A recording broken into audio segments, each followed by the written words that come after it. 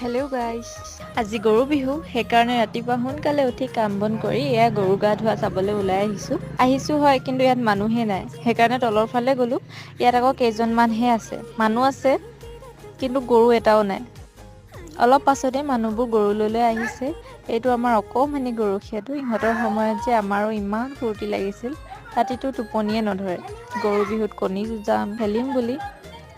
আজিকালি যে কি হ'ল নাজানো, ডাঙৰ হৈ আহিছোঁ যিমান এইবোৰ যেন হেৰাই গৈছে ক'ৰবাত। এয়া বহি লৈছে ৰাইজ, আৰু এইকেইটা একদম আগত ৰৈ লৈছেগে। মাজতে ইন দোনোকে বীচ কলেশ হৈ গয়া, ৰিজনটো কি হ'ব পাৰে বাৰু? তাৰপিছত আমি পানী ঢলা লগে লগে পলাই দিলোঁ, নহ'লে ইয়াত পিটন খাম আৰু। এইগৰাকী মোৰ জেঠাই, তেওঁ বৰ সোনকালে আহিলে, এফালে চব গৰু গা ধুই আজৰিয়ে হ'ল। পলাই আহিলোঁ হয়, কিন্তু ঘৰত খেদি খেদি মাৰিলেহি।